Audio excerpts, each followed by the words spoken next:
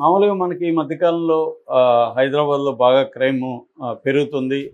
హెచ్సిఆర్బి లెక్కల ప్రకారం, national crime records bureau లెక్కల ప్రకారం కూడా తెలంగాణలో క్రైమ్ రేట్ అనేది పెరుగుతుంది, ముఖ్యంగా హైదరాబాద్లో పెరుగుతుంది. అయితే ఇదొక ఇంట్రెస్టింగ్ ఇన్సిడెంట్గా చెప్పుకోవచ్చు.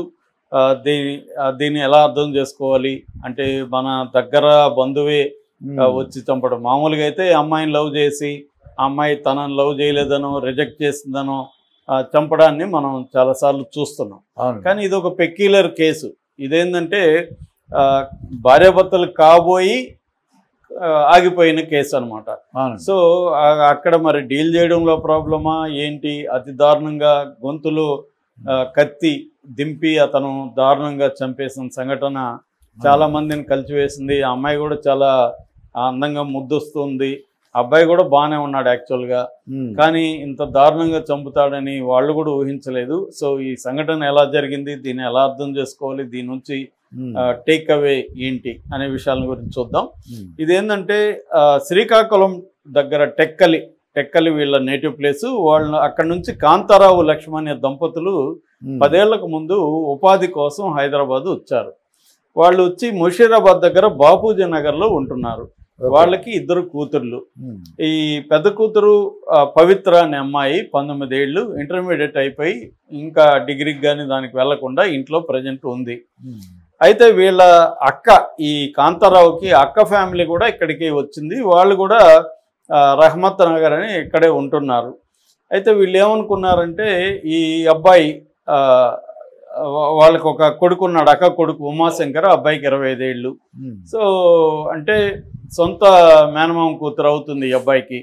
సో వీళ్ళు ఏమనుకున్నారు, అమ్మాయి తరపున కాంతారావు లక్ష్మి మన అక్క కొడుకే ఇచ్చి పెళ్లి చేసుకుంటే ఇక్కడే ఉంటారు, మనం అంతా కలిసి ఉండొచ్చు అనేది వాళ్ళు అనుకున్నారు.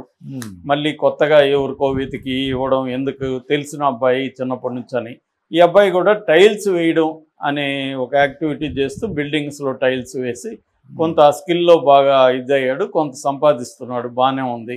కాబట్టి ఆర్థిక పరంగానూ బాగుంది. రెండవది అబ్బాయి కూడా అందంగానే ఉన్నాడు, మా దగ్గర సంబంధం సొంత ఫ్యామిలీనే కాబట్టి ఇబ్బందులు ఉండవని అనుకున్నారు. ఆ అమ్మాయి కూడా ఒప్పుకుంది, పెళ్లి చేద్దామని అనుకున్నారు. అయితే ఇంకా ముహూర్తం కానీ నిశ్చితార్థం కానీ అట్లేమీ పెట్టుకోలేదు. అయితే ఈ లోపల ఈ అబ్బాయి సరిగ్గా పనిచేయకపోవడం, తాగుడికి అలవాటు అయిపోవడం, అప్పులు చేసేయడం, ఇలాంటివి వీళ్ళ దృష్టికి వచ్చాయి.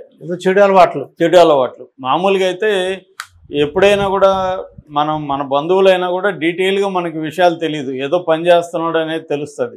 ఎప్పుడైతే అమ్మాయిని ఇద్దాం అనుకుంటారో కొంత మైక్రో లెవెల్లో వెళ్ళి విచారిస్తారు. సో అసలు వీడు ఏంటి, ఎలా ఉన్నారు అనేది. రెండోది పెళ్లి చేయబోతారు అన్నప్పుడు దగ్గరుండే వాళ్ళు కూడా వచ్చి చెప్తారు, మీరేమో అమ్మాయిని ఇద్దాం అనుకుంటారు, వాడేమో తాగుతున్నాడు చూసారా మీరు అని. సో అలాగా వీళ్ళకి ఇన్ఫర్మేషన్ వచ్చినాక, వీళ్ళు కొంత ఎంక్వైరీ చేసినాక వీళ్ళకి భయమైంది. ఇలాంటి వాడికి ఇస్తే మన అమ్మాయి మనమే గొంతు పోసినట్టు అవుతుంది, వీడేం చూసుకుంటాడు అనేది వాళ్ళకి భయమైంది. భయమయ్యి మేము మేము అమ్మాయిని చదివించుకోవాలనుకుంటున్నాము, తర్వాత చూద్దాము, మీకు ఈ పెళ్ళి అయితే వద్దు అనేది అక్క వాళ్ళకి చెప్పేశారు. దాంతో వాడు సీరియస్గా హర్ట్ అయిపోయాడు. అంటే మేలిగో హర్ట్ అవ్వడము, లేకపోతే రిజెక్షన్. ఎప్పుడైనా చాలామంది మనల్ని రిజెక్ట్ చేస్తే తట్టుకోలేరు. సో బీయింగ్ రిజెక్టెడ్ అనేది వాళ్ళ ఇగో హర్ట్ అయిపోతుంది. సో రెండోది వాడు చాలామందికి ఫ్రెండ్స్కి వాళ్ళకంతా చెప్పుకోవడం, నా మరదలతో నేను పెళ్లి చేసుకోబోతున్నా అని. ఇప్పుడు వాళ్ళంతా క్యాన్సిల్ అయిపోయింది అంటాను. సొంత వాళ్ళే అమ్మాయిని అయినప్పుడు పరాయి వాళ్ళు ఎట్టిస్తారన్న ఒక టెన్షన్ రావడం, ఈ రకంగా వాళ్ళ ఇంట్లో వాళ్ళకి కోపం వచ్చింది. ఇలాగా గొడవలు జరుగుతున్నాయి.